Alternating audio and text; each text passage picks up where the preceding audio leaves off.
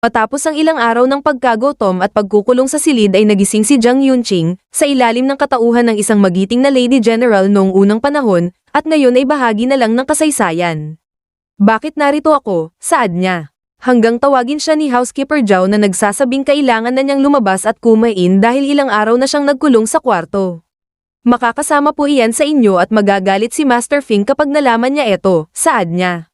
Gayunpaman, hindi nila alam na wala na si Jiang Yunqing at siya ay nabubuhay na lang sa katauhan ng isang Lady General na isang alamat noong unang panahon. Hanggang napag-alaman na ang dating Jiang Yunqing ay anak ng isang mayamang pamilya, ngunit habang bata pa ay namatay ang kanyang ina, at ang madrasta niya ay naging malupit sa kanya. Gayunpaman, naging kaibigan niya si Shen Shu, ang kababata niya na naging sandigan niya hanggang paglaki. Ngunit isang araw, nakita niya siya nakahalikan ng kanyang stepsister. Dahilan upang sumama ang loob niya at agad pumayag sa naging kasanduan dati ng kanyang mga magulang na ipakasal siya kay Fing Xian, ang kasalukuyang CEO ng Fing Corporation. Nang malaman niyon ni Shen Shu ay sinabihan niya siya na kumbinsihin si Fing Xian upang pumayag na maging business partner niya, ngunit hindi siya pumayag, dahilan upang siya ay malungkot at magkulong sa silid ng ilang araw, kasama na ang pagdemand ng divorce. Hanggang mangyari na nga ang swapping at ngayon, isa na siyang bagong Jiang Yunqing sa katauhan ng isang alamat na Lady General. Pagkalabas niya sa silid ay agad siyang sinalubong ni Housekeeper Zhao ng pagkain at sinabing kumain na siya, dahil oras na magkasakit siya ay lalong problema ang kakaharapin nila. Naglakad siya papunta sa sala at nagtanong, kayo ba ang mga katulong dito? Bagay na pinagtaka nila at kinagalit ng isa pang katulong na si Housekeeper Zhang. Miss Jiang, kumain ka na, huwag mong ipamukha sa matandang Fing na hindi ka namin pinapakain. Baka kami pa ang pag-alitan dahil sa kagagawan mo, bulalas ni Zhang. Dahil doon ay sinaway siya ni Housekeeper Zhao na huwag managaw dahil siya ang asawa ng kanilang boss. So what, kung ayaw niyang kumain, huwag mong bigyan, hayaan mong siya ang magluto para sa sarili niya. Asawa nga siya pero hindi naman siya kinikilala ni boss bilang Mrs. Fing, bulalas niya, dahilan upang hawakan siya ni Yunqing at pabagsakin sa sofa. Doon ay nagulat si Zhang at sinaad, humanda ka sa ginawa mo. Dahil paniguradong hihiwalayan ka kaagad ni boss, oras na malaman niya ito. Sige, magsalita ka pa, at hindi lang yan ang mapapala mo, saad ni Yunqing, dahilan upang matakot siya at agad umalis.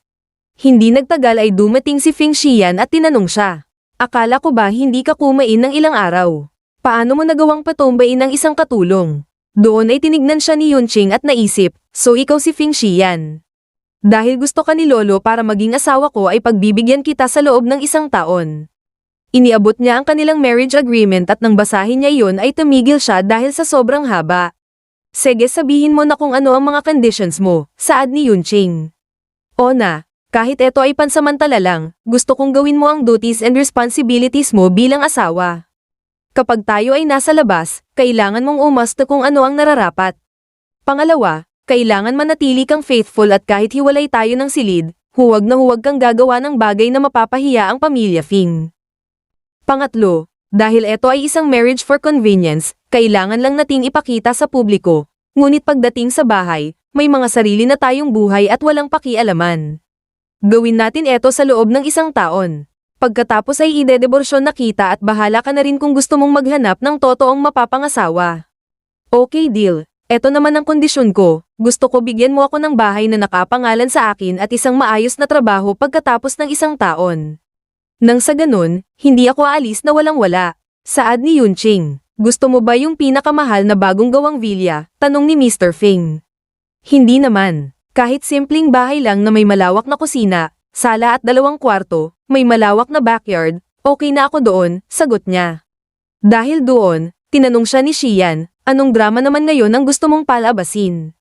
Mr. Fing, ito ay isang marriage with benefits, at gusto ko lang din siguraduhin na fair and square ang lahat. Pagkatapos nito, kanya-kanya na tayo, paliwanag ni Yunqing. Okay, so be it, saad ni Xian, sabay abot ng kanyang kamay, gayunpaman, hindi yun inabot ni Yunqing, bagkus ginawa niya ang tradisyonal at malasundalong paraan ng pamamaalam, bagay na pinagtaka ni Xian. Samantala, habang nagbabasa, ay napagtanto ni Yunqing na ang panahon kung saan siya napunta ay ang panahon kung saan wala ng digmaan at ang panahon kung saan katahimikan at pag-unlad na lang ang nangingibabaw.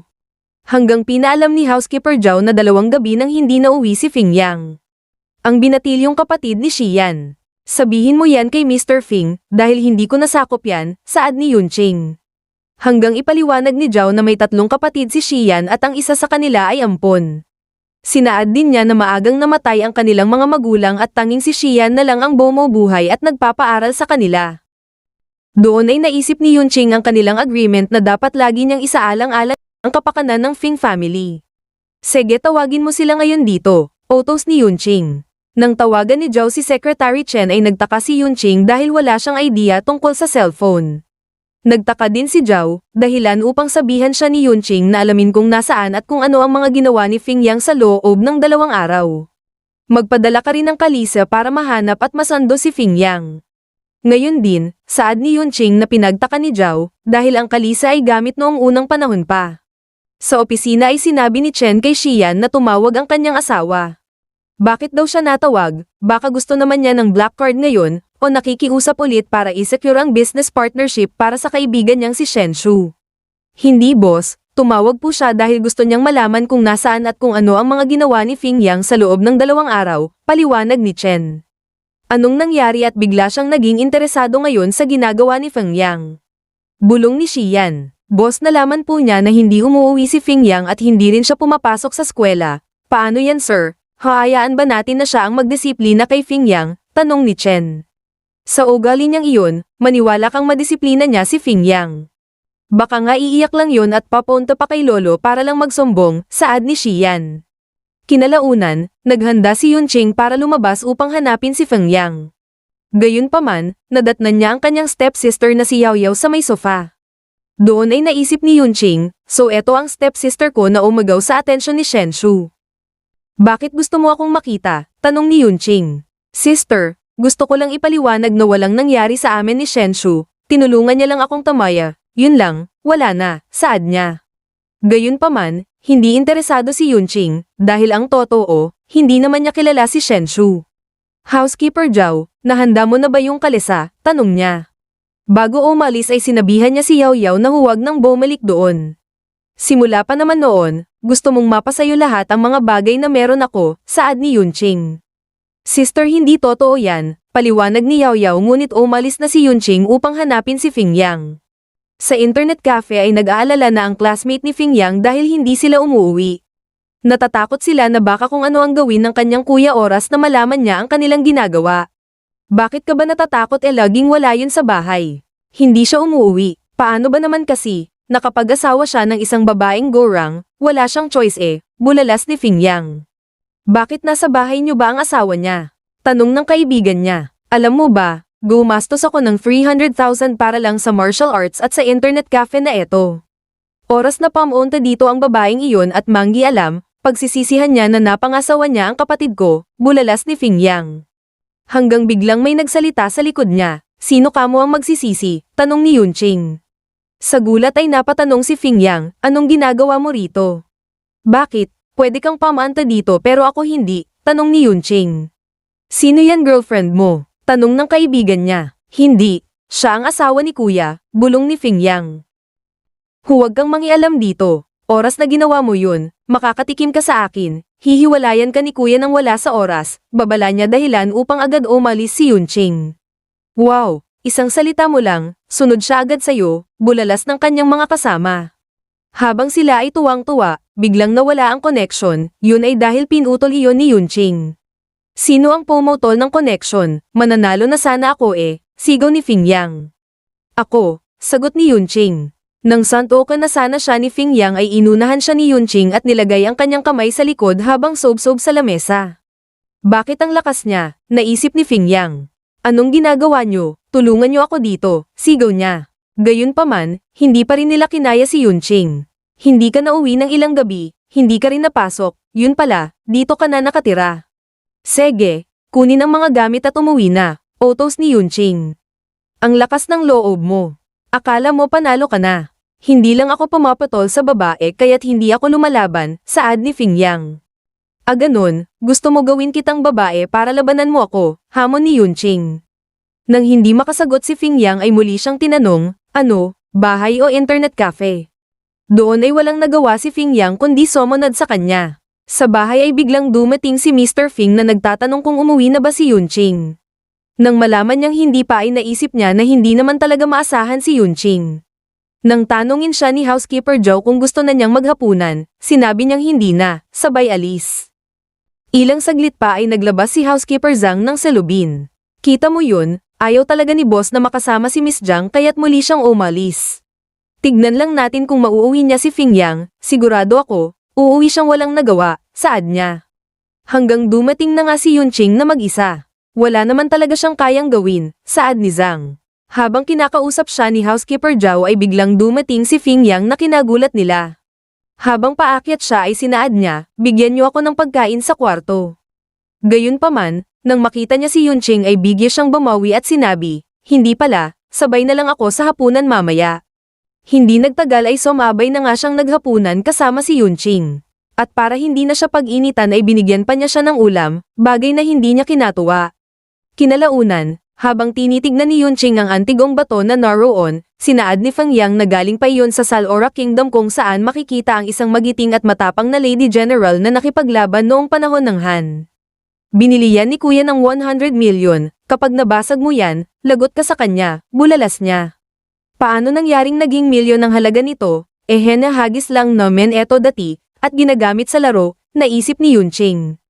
Hanggang maisip ni Fing Yang, oo nga pala, Zhang ang surname ng Lady General, at ganun din sa'yo, pero malayo namang magkaiba kayo. Kinagabihan, hindi maiwasang maluha ni Yunqing habang tinitignan niya ang isang antigang vase na naroon. Hanggang biglang dumating si Xian na pinagtaka niya. Akala ko hindi ka uuwi ngayon, tanong ni Yunqing. Hindi lang ako umuwi pero mukhang interesado ka na sa vase na iyan, saad ni Xian.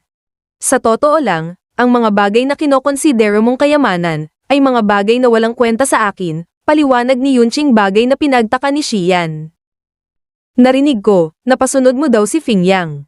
Sa pagkakaalam ko walang pinapakinggan ang batang yon kahit sino, pero sa unang pagkakataon, sumunod siya, saad niya. Ginagawa ko lang ang nararapat, sagot niya. Miss Zhang, tanong ko lang, anong naiisip mo habang hinahawakan mo ang vase na eto? Tanong ni Xian. Naaalala ko ang aking ama, ina, mga kapatid, saad niya sabay bulong na sa panahon ngayon ay malamang mga abo na sila. Ngunit sa pagkakaalam ko, hindi maganda ang relasyon mo sa madrasta at sister-in-law mo. Tama ba? Mr. Fing, lumalalim na ang gabi, kailangan ko nang pumunta sa silid ko para magpahinga, sagot ni Yunqing sabay alis, dahilan upang lalong mapaisip si Xian. Hanggang tumawag ang kanyang assistant na nagbigay ng report tungkol sa investigasyon niya kay Zhang Yunqing. Boss, wala pong kahit anong record na nag-enroll si Miss Zhang sa kahit anong martial arts, wala ring nakakaalam na marunong siya sa ganun pati tatay at stepmother niya, paliwanag ng kanyang assistant. Dahil doon, lalong naging interesado si Xian. Gusto kong paimbestigahan mo pa ang isang bagay tungkol sa kanya, saad niya. Samantala, habang hinihintay ng matandang Fing si Yunqing dala ang kanyang mga regalo ay naroon si Feng Yi, ang bunsong kapatid ni Xian upang kulitin siya na payagan siyang sumali sa entertainment industry. Gayunpaman, hindi pumapayag ang kanyang lolo hanggang makita niya ang mga regalo na naroon. Lolo, kanino ang mga eto? Tanong niya. Huwag mong pakialaman yan. Regalo ko yan kay Yunqing, dahil napauwi niya si Fing Yang mula sa computer shop, at napasunod niya siya sa kabila ng katigasan ng ulo niya. Hanggang biglang dumating si Yunqing na nagtatanong, Lolo bakit po kayo pumarito? May ibibigay lang ako sa iyo bilang pasasalamat sa nagawa mo kay Fing Yang, saad ng matanda. Nang makita yun ni Yunqing ay naalala niya ang buhay niya dati kung saan bigay lahat ang gusto niya. Lolo, hindi ko po kailangan ng mga iyan, okay na po na meron akong konti dyan, saad ni Yunqing. Hanggang biglang lumabas si Fing Yi dala ang kanyang malita, dahil kailangan na niya di umano na umalis at gawin ang pangarap niya na makapasok sa entertainment industry. Fing Yi, sinasabi ko sa'yo, wala sa pamilya natin yan, huwag mong ipagpilitan dahil kahit anong gawin mo, hindi kita papayagan, saad ng kanilang lolo. Yunqing, baka pwedeng kausapin mo siya na huwag pumasok sa pag-aartista, nakakatakot kasi na baka maluko o mabali lang siya doon, pakiusap ng matanda. Pero lolo, maganda nga po iyan na may sarili siyang pangarap, sagot ni Yunqing. Gayunpaman, ayaw talaga ng kanilang lolo kaya't nagsuggest si Yunqing na ang alam lang niyang paraan para sumunod siya ay pilayin siya. Dahil doon, sinabi ng matanda na hindi umano go magamit ang Fing family ng corporal punishment. May suhestyon po ba kayo kung paano siya mapasunod? Tanong ni Yunqing. Dahil walang maisip na sulos yun ang matanda ay sinabi na lang niya na kung kinakailangan niyang gawin iyon para sumunod ay yun ang gawin niya. Gayunpaman, hinayaan lang ni Yunqing si Fing Yi hanggang mapasama siya sa isang shooting. Doon ay gumanap siya bilang extra at nang matapos iyon ay sinabihan siya ng director na kailangan niya ng supporting role para sa susunod na project. Binigyan niya siya ng address kung saan doon niya siya puntahan para pag-usapan ang nasabing role, na agad naman niyang kinatuwa. Nang maglaon ay pinuntahan na nga ni Fing Yi ang nasabing hotel, ngunit lingid sa kanyang kaalaman ay sinusundan siya ni Yunqing. Pagkabukas niya sa pintuan ay nakita niya si Fing Yi na pinapalo ang director dahil sa plano niya di umanong halayin siya. Hanggang mapatumba ang lalaki sa sahig. Hinawakan siya ni Yunqing para tignan kung siya'y buhay pa, at doon, inihayag niya na patay na ang lalaki. Dahil doon, nagpanik si Fing Yi. Bata pa ako, ayaw kong elaan ang buhay ko sa bilangguan. Anong gagawin ko? Bakit kasi naglalakad ka na sarili mo? Dapat sa ganitong pangyayari, pinaalam mo man lang sa kuya o lolo mo, saad ni Yunqing. Gusto ko lang namang ipakita na kaya ko at ayaw kong umasa sa kanila. Gusto ko talagang makapasok sa showbiz, magtagumpay man o hindi, walang problema sa akin, bulalas niya. Gusto mo talagang papasok sa showbiz? Oo, pero paano yan? May napatay ako, tulungan mo ako. Doon ay sinabihan siya ni Yunqing na sa susunod, huwag niyang daanin sa kamay niya ang mga ganong bagay dahil bata pa siya at baka siya ay mapahamak. Mabuti na lang buhay pa siya, saad ni Yunqing, bagay na gumulat kay Fing Yi. Pinaglalaruan mo naman ako anong gagawin natin, saad niya. Fing Yi, basta ipagpatuloy mo lang ang acting kung talagang gusto mo, paliwanag ni Yunqing. Doon ay naisip ni Fing Yi na mukhang naiintindihan ni Yunqing kung ano ang nararamdaman niya. Hanggang hiramin niya ang kanyang phone. Dahil galing siya sa nakaraan ay hindi pa niya masyadong alam gamitin iyon, ngunit nakuhanan niya ng larawan ng director para maipakita sa kinauukulan. Pagkatapos noon ay tinawagan niya si Chen na kasalukuyang nasa opisina ni Xian. Nakuhanan ko ng larawan ng lalaking gustong manghalay kay Fing Yi, pakipakuha niyo na lang siya ngayon dito sa hotel at dalhin sa opisina ng pulis, saad niya, bagay na kinagulat ng dalawa. Nang makarating sina Yunqing sa villa ay siya naman ang pagdating ni Shenshu. Yunqing, pwede ba kitang makausap kahit 5 minutes lang, saad niya. Doon ay agad sinabihan ni Fing Yi si Yunqing na huwag siyang pansinin habang si Housekeeper Zhao ay sinusubukan siyang kumbinsihin na pumasok na dahil hahanda na niya di umano ang paborito niyang pagkain. Ano pa ba ang pinapunta mo dito? May asawa na si Ate Yunqing, gusto mo bang maging kabit? Sigaw ni Fing Yi. Nagkakamali kayo ng akala. Magkaibigan lang kami ni Yunqing, may gusto lang akong linawin sa kanya, saad ni Shenshu. Doon ay sinabihan ni Yunqing sina Fing Yi na maona na sila at may aayusin lang siya. Kapag nakita ka ni kuya kasama ang lalaking iyan, malalagot ka sa kanya, bulalas ni Fing Yi habang siya ay paalis. Yunqing, salamat at pinakinggan mo ako. Ang totoo, hindi ko alam na pamanta si Yao Yao sa inyo, wala akong kinalaman doon. Wala ring totoong namamagitan sa amhan. Simula pa lang noon, ikaw lang ang minahal ko wala nang iba, saad ni Shenshu. Habang nagpapaliwanag siya ay pinapanood sila ni Xian na kanina pa nando doon. Habang natatakot na si Chen sa pwedeng gawin ni Xian ay sinaad niya, Boss, baka hindi lang siya marinig ni Yunqing kaya lumalapit siya sa kanya. Gusto mo, sabihan ko si Miss Zhang na narito ka na, saad niya. Hanggang muling sabihin ni Shenshu ang totoong pakay niya. Ang kumbinsihin si Yunqing upang pakiusapan si Xian na makipag-partner sa kumpanyang Shu. Dahil doon, bigla siyang hinila ni Yunqing at pinaluhod sa lupa sabay apak sa kanyang paa. Zhang Yunqing, anong ginagawa mo? Tanong niya. Gusto ko lang sabihin na wala na akong panahong makinig sa mga paliwanag mo, at ang Zhang Yunqing na dating in love sa'yo ay patay na.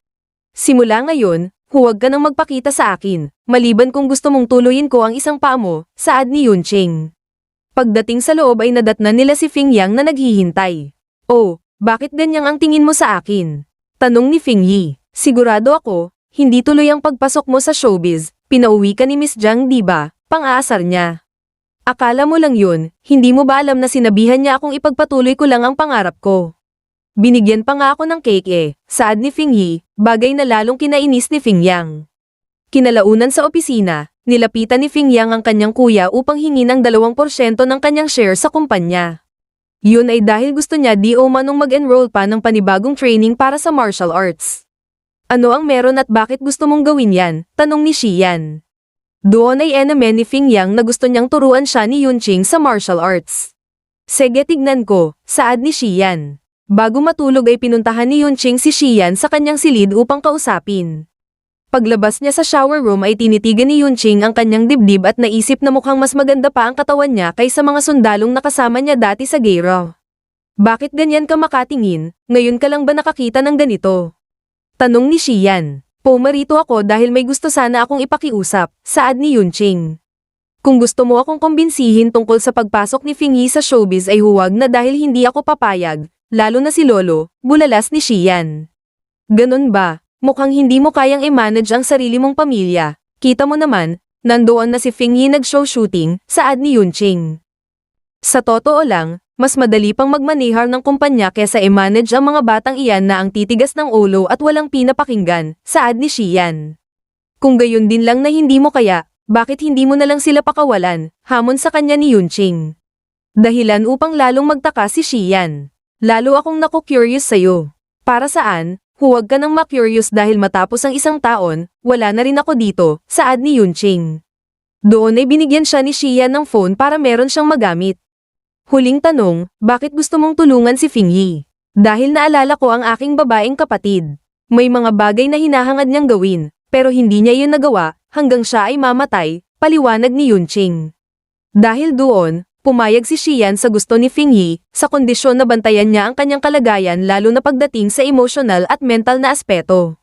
Kinabukasan, kinausap ni Xian si Fing Yi na papayagan na niya siyang pumasok sa showbiz, bagay na kinatuwa niya. Kinalaunan, nagpasalamat si Fing Yi kay Yunqing dahil kung hindi sa kanya ay malamang hindi niya magagawa ang nais niyang gawin.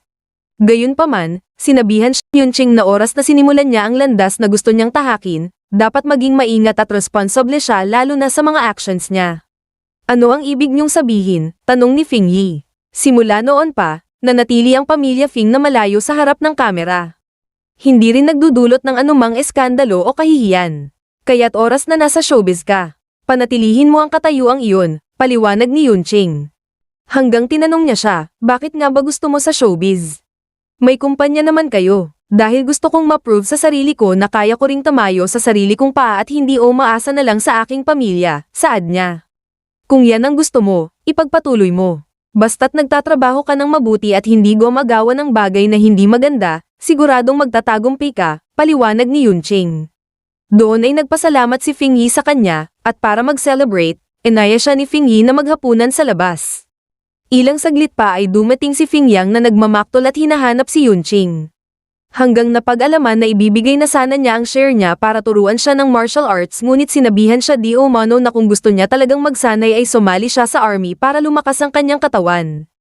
Kinabukasan, nagpatuloy si Yunqing sa kanyang pamamasyal upang lalong mapag-aralan ang modernong pamumuhay. Ngunit hindi nagtagal ay dumating ang tawag na nagsasabing nasa bahay nila ang pangalawang tito ni Xian at gusto siyang makausap. Samantala, habang naroon ang nasabing tito kasama ang kanyang pamilya, ay nagsumbong si housekeeper Jiang tungkol kay Yunqing na umaabuso siya di umano at nag-aastang mataas sa loob ng bahay. Sinaad din niya na binugbog niya siya pati na rin si Fing Yang. Dahilan upang magalit ang kanilang tito at sinabing disiplinahin niya mismo si Yunqing. Hindi ba't siya yung inaayaw ang anak ng Jiangs? Kita naman, 2 oras na tayo dito pero wala pa rin siya, patunay lang na galing siya sa mababang pamilya at walang pinag-aralan, saad ni Fing Ying, ang babaeng anak ng kanilang tito. Ilang saglit pa ay dumating si Yunqing na agad minaliit ni Fing Ying. Pwede bang malaman kung sino ka? Tanong ni Yunqing. Hindi mo ba alam, ako ang anak ng second uncle ni Xian. Ganon ba? Di tawagin mo akong sister-in-law. Hindi ka ba tinuturuan ng mga magulang mo kung paano gumalang? Tanong ni Yunqing. Hindi mo ba alam na kami ang dapat mong galangin? Bulalas ni Fing Ying dahilan upang sigawan siya ng kanyang ama na umupo na. Jiang Yunqing, ang sinabi mo sa aking anak ay hindi katanggap-tanggap. Doon ay bumaba si Yunqing at sinabi, Tito kung mali ang sinabi ko, disiplinahin niyo ba ako? Dahil tinawag mo akong tito, ay may karapatan akong disiplinahin ka. Sa anong dahilan tito, dahil ba sa sinabi ko sa anak nyo? Doon ay sumagot si Fing Shili, ang anak ng kanilang tito na lalaki. Pa, bakit hindi nyo nalang disiplinahin ang babaeng iyan? Isa lang siyang Jiang at pati nga si Xian ay hindi siya pinapahalagahan, saad niya sabay sampal sana kay Yunqing ngunit naunahan niya siya, bagay na lalong nagpainis sa kanya. Ang kapal ng mukha mong banggain ako, hindi mo ba alam kung sino ako? Sisiguraduhin ko na mapapaalis ka dito sa C-City, saad niya sabay suntok sana sa kanya, ngunit muli siyang naunahan ni Yunqing, hanggang bumagsak siya sa may upuan. Ang sipag niyong mangialam sa buhay ng inyong pamangkin pero hindi niyo kayang turuan ang anak niyo. Kita niyo naman, napaka-incompetent niya. Kung hindi niyo siya tuturuan, magiging kahihiyan siya sa Fing family. Papanoorin niyo lang ba siyang ganyan, saad ni Yunqing. Ang kapal ng mukha mong pahiyain ako. Sige, gusto mo talagang bigyan kita ng leksyon, saad ng kanilang tito sabay taas sa kanyang kamay upang sampalin sana siya, ngunit biglang may na walang iba kundi si Xian. Xian, paano ka nagkagusto sa ganitong klase ng babae? Walang class at walang manners, saad ng kanyang tito. Ganun ba? Sige tito, de bali may kamera naman, gusto kong makita kung ano talaga ang nangyari, sagot ni Xian. Dahil doon, agad kumambyo ang kanyang tito at sinabing isang pagkakamali lamang ang nangyari. Nang makaalis na sila ay agad sinabihan ni Yunqing si housekeeper Zhang na sa katapusan ng buwan, siya ay mag-impake na at umalis, bagay na sinigondahan ni Xian. Samantala, matapos malaman ni Fing Yang na pamanta sa bahay nila ang tito niya ay agad siyang nagmadaling umuwi, dahil sa pag-aalala na pinagkaisahan nila si Yunqing. Dahil doon, nagtaka ang kanyang mga kasama, akala ko ba ayaw mo na si Yunqing, saad ng isa sa kanila. Sa bahay ay humingi si Xian ng paumanhin na hindi siya nakarating agad upang harapin ang kanyang tito. Huwag kang mag-alala, maliit lang na bagay yun, saad ni Yunqing. Basta nagka-problema ulit tawagan mo lang ako, saad ni Xian. Doon ay binigyan siya ni Yunqing ng cookies na mula kay Fing Yi. Pinasubaw niya iyon sa kanya ngunit nang matikman niya iyon ay sinaad niya na bibilhan na lang niya siya ng mas dekalidad at masarap na dessert sa susunod. Dahil doon, inabot niya kay Xian ang buong cookies. Sa'yo na yan, hindi ko kailangan ng sugar-coated bullets, saad niya. Ilang saglit pa ay dumating si Fing Yang na hinahanap ang kanyang tito at si Yunqing. Kuya nasaan sila? Panigurado ako binali nila si Miss Zhang. Lalo na ang Shili na yun na may pagka-psycho, bulalas ni Feng Yang. Huwag kang mag-alala, napauwi na sila, saad ni Xian. Hindi. Ibig kong sabihin, baka kung ano na ang ginawa ni Miss Zhang na magpapahiya sa pamilya Fing, bulalas ni Fing Yang. Hindi ba't ikaw ang nakakahiya? Nag-impake ka na ba para sa military training mo? Tanong ni Xian. Kuya hindi ako pwedeng mag-games doon kahit isa, ayaw kong pamanta, saad niya. Samantala, hindi pa rin mapigil ang magreklamo ni Fing Yang dahil pinapaboran di umano ni Yunqing si Feng Yi samantalang siya, gusto niyang ipadala sa military camp. Bakit ganun? Ang daya talaga, saad niya. Hanggang biglang nagsalita si Yunqing, ayaw ko ng sinungaling, saad niya. Miss Zhang, nanggugulat ka naman. Mukhang mahina ang alert level mo, paano ka magiging effective sa military niyan? Yun nga kaya ayaw kong pamanta doon. Nasanay ako sa marangyang buhay. Ayaw kong pamunta doon para lang pahirapa ang sarili ko. Bulalas niya, pero paano yan, menamanahar na ni kuya mo ang kumpanya, kasama ang tito mo, gusto mo bang maging tao-taohan lang nila, tanong ni Yunqing. Hindi ba't sabi mo, paborito mo yung Lady General of the North? Babae yun, kung kaya niya, mas kaya mo, di ba? Ang kapatid mong si Fing Yi, nasa entertainment industry na siya, para patunayan ang kanyang kakayahan. Ikaw, ano ang kaya mong gawin? Tanong ni Yunqing. Hindi ko alam, wala pa akong idea sa ngayon. Kung ganun, subukan mo. Malay mo, magustuhan mo. Hindi ka naman pipilitin ng kuya mo kung talagang hindi mo kaya. Sige, pero ikaw ang kumausap kay kuya ha. Oras na mag-back out ako, pakiusap ni Fing Yang. Samantala, hindi matahimik si Xian kakahintay sa tawag ni Chen, ang kanyang assistant. Ngunit nang dumating ang tawag ay nalaman niya na walang kapatid na lalaki si Yunqing sa army gaya ng sinabi niya. Boss, itutuloy ko pa ba ang investigasyon? Tanong ni Chen. Hindi na, mukhang hindi siya si Zhang Yunqing. Lahat ng nalaman mo sa investigasyon ay wala dapat makakaalam, punto ni Xian, bagay na pinagtaka ni Chen.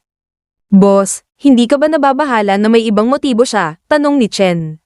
Hanggang maalala ni Xian ang sinabi niya tungkol sa kanyang mga kapatid. Kung hindi mo sila kayang manage, maghanap ka ng ibang tao na kayang gumawa noon. Huwag mo silang ikulong sa ilalim ng pakpak mo, dahil kahit sabihin mong pinoprotektahan mo sila, hindi pa rin nila ma-maximize at mahanap ang mga bagay na makakatulong para mabuo ang pagkatao nila. Doon ay sinaad niya na sa tingin niya ay walang masamang intensyon si Yunqing sa pamilya niya. Samantala, habang nag-aagawan ang magkapatid sa ginawa ni Yunqing na rice cake ay dumating si Xian upang samahan silang mag-agahan. Pinaalam niya na dahil katapusan na, ay darating si Fing Li, ang kanilang adopted na kapatid. Hindi nagtagal ay dumating na nga si Fing Li, na nagtataka dahil sa kauna-unahang pagkakataon ay kumain silang magkakasama. Kinalaunan, habang nag-aayos si Yunqing ay nilapitan siya ni Fing Li na nagsasabing sabihan lang siya kung may gusto siyang ipagawa. Ngunit hindi nagtagal ay nilagyan niya ng glue ang sahig kung saan malapit ang pintuan ni Fing Yang. Nilapitan siya ni Fing Li na may dalang tali upang takutin siya, ngunit bago pa niya gawin ang balak niya ay tinulak siya ni Yunqing. Miss Jiang, bakit mo ako tinulak? Tanong niya. Bakit mo binoboli ang kapatid mo? Tanong ni Yunqing. Bakit ka nananakit? Kapag nalaman ito ng matandang Fing, tiyak, hindi magiging masaya ang kalabasan mo, sigaw ni Fing Li. Hanggang nagsimulang mag-away sina Fing Li at Fing Yang na parang bata, kasalanan mo rin naman dahil lagi mo akong minamaliit at hindi ginagalang bilang kuya, ginawa ko yan para lumuhod ka naman minsan, bulalas ni Fing Li. Muli siyang nagbitaw ng masasakit na salita, dahilan upang sabihan siya ni Yunqing na huwag niyang saktan si Fing Yang dahil hindi magtatagal, ay magiging protector siya ng bansa. Aw talaga, maniwala kayo sa akin, wala pang 1 buwan o 2 buwan, babalik yan na parang baby dahil hindi niya kaya, hamon ni Fing Li. Sige, anong gagawin mo kapag tinapos ko yun? Sinisigurado ko na pagbalik ko. Isasampal ko sa'yo ang diploma ko, bulalas ni Feng Yang. Hindi pa rin nagtitigil ang dalawa sa kanilang away, dahilan upang talihan sila ni Yunqing at paluhudin sa harap niya. Para magkaroon ng pagkakaisa at pag-unlad sa dalawang magkapatid, nararapat lang na ang panganay ay anuwain at turuan ang kanyang nakakabatang kapatid. Habang ang nakakabatang kapatid ay nararapat na magpakita ng respeto sa kanang kuya, paliwanag ni Yunqing. Ang hindi nila alam ay naroroon ang kanilang lolo na nakikinig sa pag-uusap nila. Tama, para magkaroon ng pag-unlad sa bawat magkakapatid ay dapat may pagkakaisa, saad niya sabay talikod para umalis. Aalis din po kayo agad, tanong ni Housekeeper Zhao. Oo, mukhang malaking bagay ang pagkaparito ni Miss Jiang. Hindi maasahan si Xian sa pag-manage ng kanyang mga kapatid, botay nandyan si Yunqing, saad niya. Samantala, sinusubukang balikan ni Yunqing ang nangyaring pag-uusap nila ni Fing Li noong isang araw. Hanggang napagtanto niya na malamang dumaan siya sa isang psychological trauma. Kaya't ganun ang trato niya kina Fing Yang. Dahil doon, tinawagan niya si Xian na nasa opisina pa kahit gabing-gabi na. Boss, tinatawagan ka ni Miss Jiang, baka pinapauwi ka na, saad ni Chen. Ngunit nang tanggapin niya ang tawag ay sinabihan siya ni Yunqing na kailangan niya ng isang psychologist para sa kapatid niya. Bakit? Parang open ka na yata sa akin ngayon, tanong ni Xian. Alam ko na ang lahat na pinapaimbestigahan mo ako, saad ni Yunqing. Hanggang ibigay sa kanya ni Xian ang niyang listahan ng mga kilala niyang psychologists. Paano mo ako pasasalamatan? Tanong ni Xian. Bilang kabayaran, hayaan lang kitang mag-overtime hanggang gusto mo, saad ni Yunqing, dahilan upang matawa si Chen. Boss, ngayon lang ako makarinig na pwede rin pala yun na maging price, saad niya. Kinabukasan, lumabas si Yunqing kasama ang kanyang driver. Gayunpaman, hindi niya alam na minamatsaga ni Fing Li ang kanyang bawat galaw. Lagot ka ngayon. Balita ko may lover ka na noong bagong kasal ka pa lang kay Xian, saad niya. Matapos makausap ang isang psychologist sa ospital ay biglang nagpakita si Fing Li na inaakusahan si Yunqing na nakikipagkita di umano sa lalaki. Binanggit din niya ang tungkol di umano sa kanyang kabit na si Shen Shu at binalaan siya na oras na malaman ng kanyang kuya ang ginagawa niya, ay paniguradong katapusan na rin niya. Dahil doon, hinampos siya ni Yunqing dahilan upang siya ay mapaupo. Huwag kang mandoro. Wala kang respeto sa nakakatanda sa'yo, saad ni Yunqing. Hindi ka ba tinuturuan ng mga magulang mo, dagdag niya. Matagal nang patay ang aking mga magulang at walang nagturo sa akin kung paano rumspeto, saad niya. Doon ay nanlambot si Yunqing, pagkatapos ay sinabihan niya siya, na ngayong sinabi niya na doon muna siya manirahan sa kuya niya, ay siya na mismo ang magtuturo sa kanya ng tamang asal at disiplina. Matapos niyang ipaliwanag na nakipagkita siya sa isang psychologist ay sinabihan niya siya na umuwi na, dahil malapit na ang hapunan.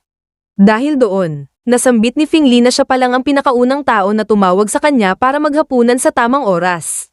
Kinagabihan, muling napanaginipan ni Fing Li ang kanyang ina, na nagbenta sa kanya ng 700 milyon sa mga Fings. Napag-alaman din na ngayong naubos na ng kanyang ina ang pera ay pinipilit niya si Fing Li na muling tamere sa kanya. Ang malala, sinasaktan siya ng kanyang ina kapag wala siyang maibigay na pera. Dahil doon, tuluyan siyang go missing upang uminom ng tubig.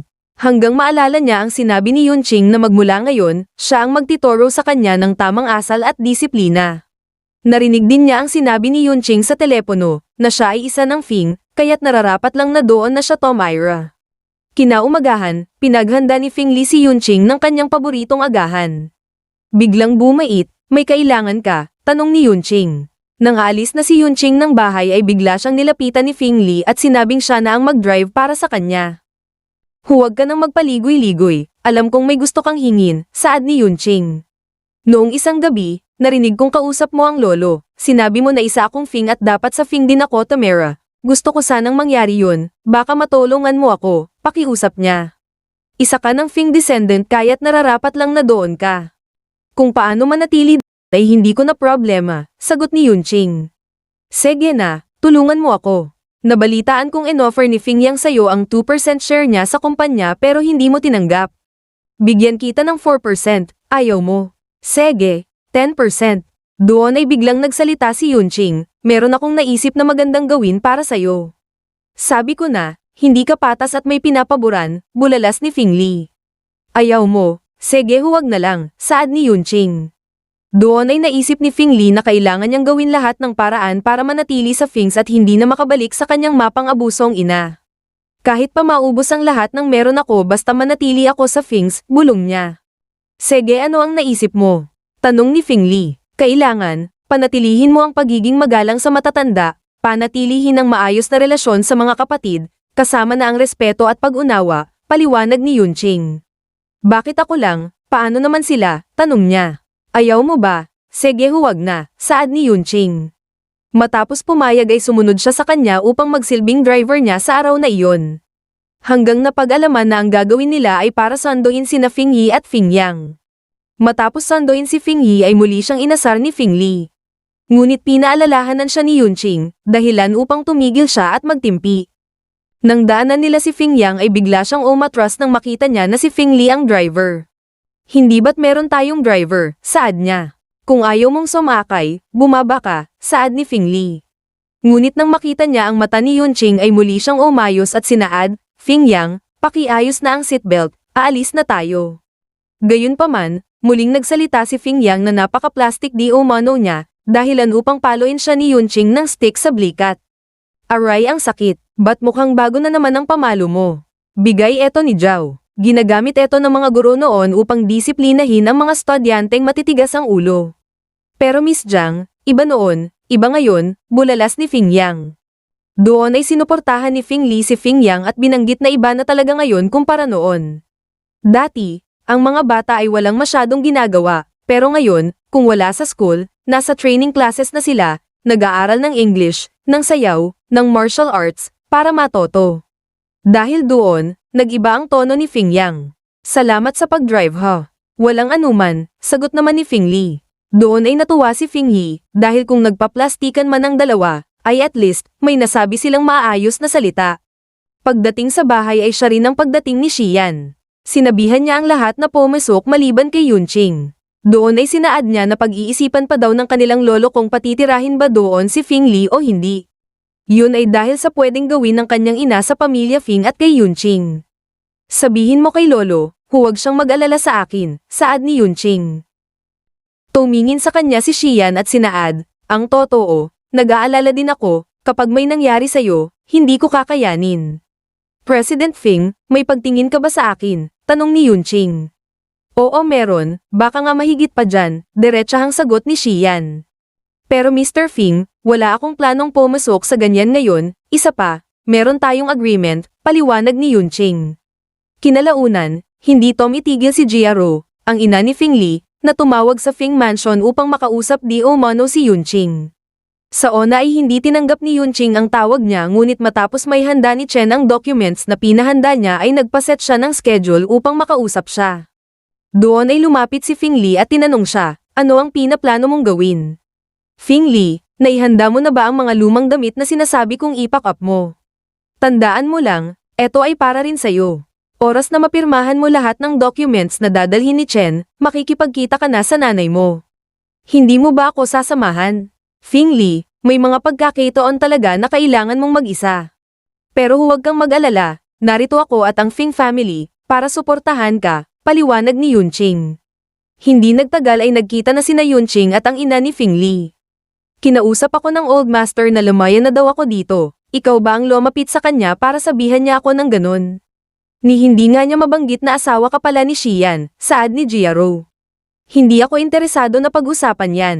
Mabuti pa, pag-usapan na natin ang tungkol kay Fing Li, kung aalis ba siya sa pamilya ng Fing o mananatili, paliwanag ni Yunqing. Si Fing Li ay anak ko, kaya't hindi siya aalis sa akin, bulalas ni Jiaro. Yunqing, sabihin mo ang totoo, ano ang ginawa mong trick para makapasok ka sa pamilya Fing, dagdag niya.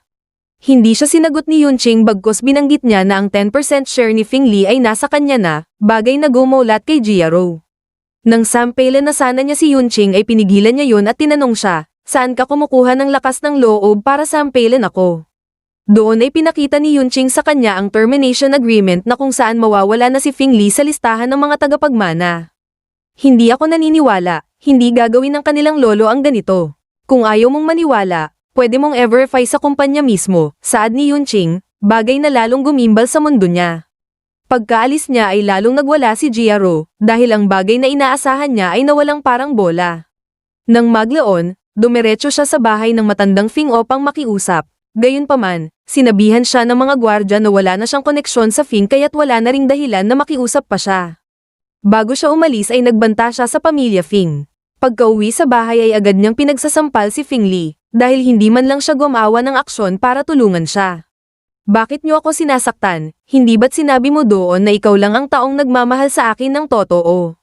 Sinabi mo lang ba yun dahil iniisip mo na may makukuha ka pa sa akin? Ang tales na ng dila mo, tinuruan ka ba ng babaeng iyon? Tanong ni Jiaro. Oo, mas marami akong natutunan sa kanya kesa sayo. Patayin mo na ako. Total wala na akong pakinabang sayo, saad ni Fing Li. Gusto mo talagang mamatay ha? Sige, saad ni Jiaro sabay kuha sa mabigat na paso upang ihagis sana sa kanyang ulo, ngunit siya naman ang pagdating ng mga pulis upang hulihin siya. Samantala, pagdating ni Yunqing sa bahay ay naroon sina Fing Yang at Fing Yi na nag-aalala kay Fing Li. Balita namin, binugbog daw siya ni Jiaro at nasa ospital ngayon na nakahilata. Binigay na rin daw niya lahat ng shares niya sayo, kawawa naman siya, handa ko ring ibigay ang aking shares para sa kanya, saad ni Fing Yang. Talaga? Bakit naman, hindi ba't kinaiinisan mo siya? Tanong ni Yunqing. Ang totoo, hindi ko naman talaga siya kinaiinisan. Noong kami ay mga bata pa, masasabi kong close naman talaga kami. Kapag napapaaway ako, siya ang humaharap. Kapag may ginawa akong kasalanan, siya ang ako para sa akin. Minsan, nabasag ko ang mamahaling antak ni Lolo, lumuhad siya ng kalahating araw para lang sa akin. Gusto ko ring matulungan siya, sa kanya na lang ang shares ko sa kumpanya, paliwanag ni Fing Yang. Fing Yang, hindi mo ba alam na wala ka ng shares sa kumpanya, saad ni Yunqing, bagay na gumulat sa kanya. Hanggang dumating si Xian na nagsasabing ang pagtotoonan niya ngayon ay para magbigay ng karangalan sa bansa. At dahil wala na rin siyang oras para doon ay epa-ubayan na lang niya. Hanggang sabihin ni Yunqing na napirmahan na niya ang tungkol sa kanyang shares noon isang eredo pa. Doon ay nagulat siya at sinabing, akala ko enrollment papers lang yun. Sige, Tero napuntahan na natin si Fing Li at wala siyang kasama sa ospital ngayon, saad ni Xian. Paano si Jiaro? Tanong ni Fing Yang. Doon ay sinaad ni Xian na nasa pulis na siya at nahaharap sa iba't ibang kaso. Isa na doon ang pang-aabuso at paggamit sa kanyang anak para makakuha ng malaking. Kasama na rin doon ang pang-blackmail sa Fing family makakuha lang ng milyon. Pagdating sa ospital ay nakita nila si Fing Li na bogbog sarado. Magpahinga kang maigi, para makalabas ka ng mas maaga, saad ni Xian na agad naman niyang sinagot, oo kuya. Doon ay sinaad ni Fing Yang na ang dating may itsura, ngayon ang pangit na, nakakahiya, bulalas niya. Hanggang banggitin ni Fing Yang ang tungkol sa shares nila sa kumpanya. Hindi ba't nawalan ka na ng shares sa Fing Corporation? Huwag ka nang malungkot dahil ang totoo, parehas na tayong wala, saad ni Fing Yang.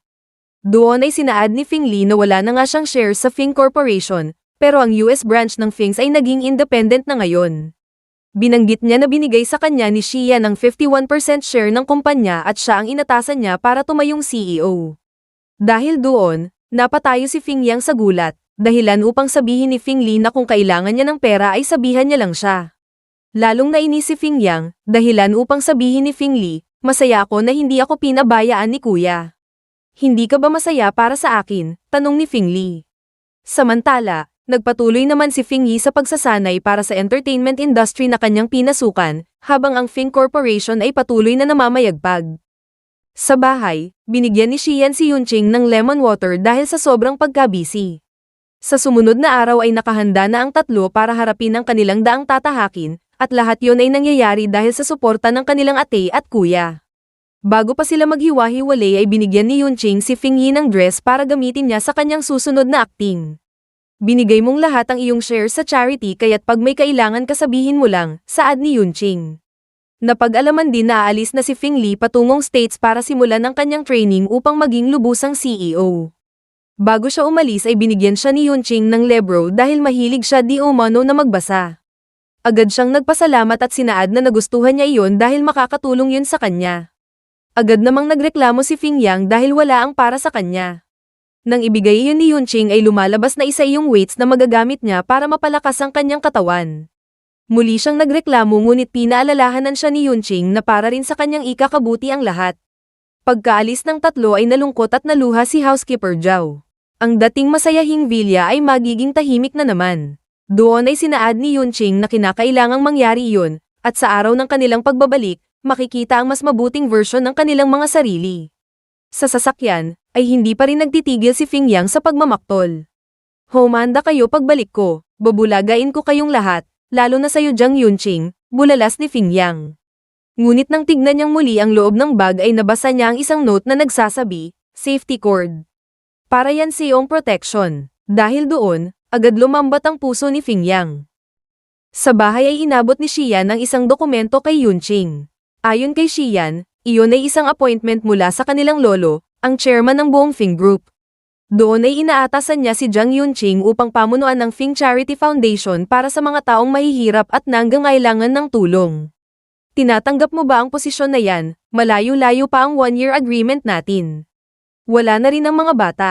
Hangad ko sana na magkaroon ka ng trabaho at para hindi masayang ang talent mo. Saad ni Xian. Hanggang napag-alaman na humingi siya ng payo mula kay Chen. Doon ay sinabihan siya ni Chen na kung talagang gusto niya si Yunqing at gusto niya siyang manatili pagkatapos ng agreement, ay dapat gumawa siya ng isang strategy para mangyari iyon. Hanggang nagbigay siya ng suhestyon na kung gusto niya ay ipasok niya siya sa kumpanya para maging abala, at nang sa ganun, lalo silang mapalapit sa isa't isa. Sinaad niya na baka magiging boring ang samahan nilang dalawa kapag hanggang bahay lang siya. Dahil doon, naisip ni Xian na ipamahala sa kanya ang kanilang charity foundation, bagay na agad namang inapprove ng kanilang lolo. Ngunit hindi ko alam kung ano ang nilalaman ng trabahong eto. Ang trabahong iyan ay hindi mahirap, hindi rin madali. Ngunit maganda iyan para sa komunidad, saad ni Xian. Nang tignan niyo ni Yunqing ay nalaman niya na ang foundation ay nakalaan para sa healthcare, scholarship, poverty alleviation at environmental protection. Sa madaling salita, ito ay para sa mga taong nangangailangan. Bakit ako ang pinili mo para dito? Dahil naniniwala ako sa kakayahan mo, saad ni Xian.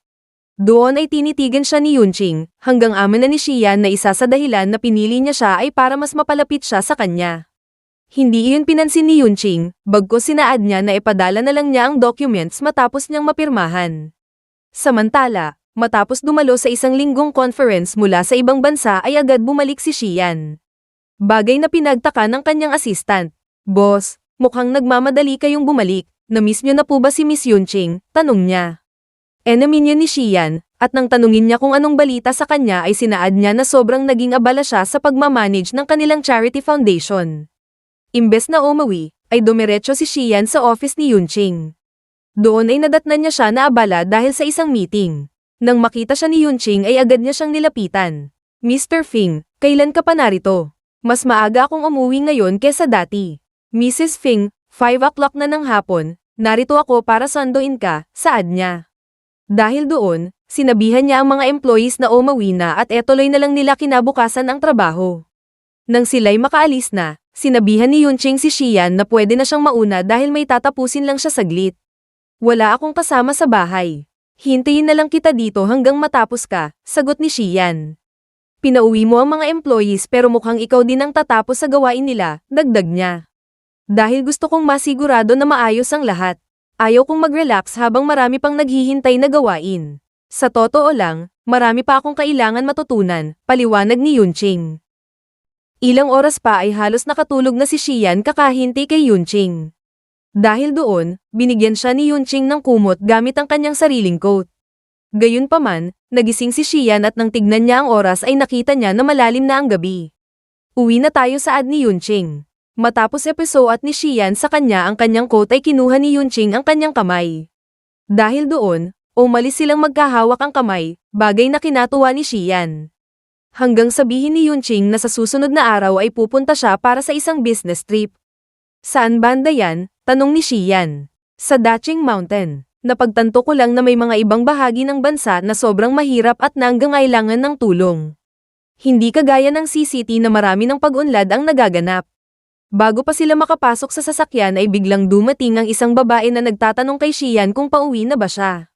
Nang makita niya si Yunqing ay sinaad niya, "So ikaw pala yung babaeng nagpaalis sa akin." "Sino ka ba? Anong pangalan mo?" tanong ni Yunqing.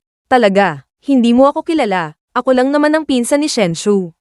Magkababata kami ni Xian at kami sana ang ikakasal ngunit sumingit ka," saad niya. "So sinabihan kayo na magpakasal noong bata pa kayo?" tanong ni Yunqing. "Kahit naman walang arranged marriage na nangyari, kami pa rin ni Xian ang mas nababagay," saad niya. "Gusto ko lang linawin na walang formal na naging usapan ang pamilya Fing at ang inyong pamilya tungkol sa bagay na iyan. Isa pa, may asawa na ako, pakiusap na lang na huwag mo nang ebaling sa asawa ko ang naging frustration mo." Paliwanag ni Xian. "Pero dati na tayong close noon pa. Nakalimutan mo na ba ang mga panahong iyon? Miss Shu, malalaki na tayo at hindi na mga bata. May sarili na tayong desisyon sa buhay. Anong meron ng babaeng iyan at siya ang gusto mo? Balita ko may namamagitan sa kanilang dalawa ni Shenshu. Hindi kanya deserve," sigaw ng babae. "Bakit hindi mo na lang problemahin ang negosyo nyo? Bukas aalis na si Tito papunta sa ibang bansa dahil gusto niyang takasan ang malaking utang na hindi kayang bayaran ng kumpanya nyo." Saad ni Xian, bagay na kinagulat ng babae. Habang pauwi ay humingi si Xian ng paumanhin kay Yunqing sa nangyari. "Maliit na bagay lang," saad ni Yunqing, bagay na pinagtaka ni Xian. Hindi man lang ba siya nakaramdam ng selos? Hanggang banggitin ni Yunqing na mawawala siya ng 10 araw para sa kanyang business trip. Dahil doon lalong naisip ni Xian na wala yata talaga siyang pakialam sa may iwan niya. "Pupunta ako doon kasama si Housekeeper Zhao, pero kung gusto mong tumulong, okay lang din," saad ni Yunqing. Matapos makapag-isip ay sinaad ni Xian na masaya siyang tumulong para sa kanilang dalawa ni Zhao. Hanggang tanungin siya ni Yunqing, "Ano ulit yung sinasabi mo kanina?" Doon ay saglitang napatingin sa kanya si Xian at sinaad, "I love you." Kinaumagahan ay nagtataka si Xian dahil hindi niya makita si Yunqing. "Saan ang asawa ko?" tanong niya kay Zhao. Doon ay nalaman niya na maaga siyang pumasok at hindi na nag-agahan dahil marami pa siya di umanong gagawin. Dahil doon, napaisip si Xian, paano ipakita ang pagiging romantiko sa isang workaholic na asawa. Paano nangyari eto? Binigyan ko siya ng trabaho para maging close sa kanya. Para lagi kaming nasabay pagpasok at pag-uwi, ngunit baliktad yata. Ngayon, meron pa siyang business trip. Saad niya. Habang tumitingin siya sa paligid ay nagtaka siya na nawawala ang jade at cup na nilagay niya sa living room. Agad niyang tinanong si Zhao at doon ay nalaman niya na pinalagay niya sa stockroom dahil isang bato lang naman ang mga iyon at masakit sa mata. Dahil doon, lalong nagtaka si Xian kung ano talaga ang meron sa kanya. Marami siyang alam na gawin. Mukhang si Yunqing ay hindi galing sa ordinaryong buhay, naisip niya. Hanggang biglang dumating si Chen na nagsasabing nasa labas ang mga magulang at kapatid ni Yunqing. "Papasukin mo sila," saad niya. Pagpasok nila ay dala nila ang record ng kumpanyang Jiang, kung saan iyon ay pabagsak na. "So lumapit kayo sa akin dahil pabagsak na ang kumpanyang Jiang?" tanong ni Xian. "Oo, kita mo naman, ang middle name ni Yunqing ay Jiang pa rin. Magiging kahihiyan din ito sa inyo kapag nangyaring bumagsak ang kumpanya," saad ni Mr. Jiang. "Tinatakot mo ba ako? Sige, pirmahan mo yan," saad niya sabay bigay ng dokumento. Sinaad niya na sa loob ng 1 taon, patatakbuhin niya muna ang kumpanya at babalik niya sa kanila ng maayos. Agad kinuha yun ni Mr. Jiang ngunit nang basahin niya ay nagulat siya dahil nakasaad doon na mapupunta ang 2/3 ng equity share kay Yunqing. "Dad, okay lang yan," Total, marami na ring nagawang mabuti si Yunqing para sa atin. Hayaan mo na kesa tuluyang mawala ang kumpanya, saad ng kanyang anak. Bago tuluyang umalis ay bumalik ang kapatid niyang babae upang sabihin na gusto niyang humingi ng tawad sa mga nagawa niyang hindi maganda kay Yunqing.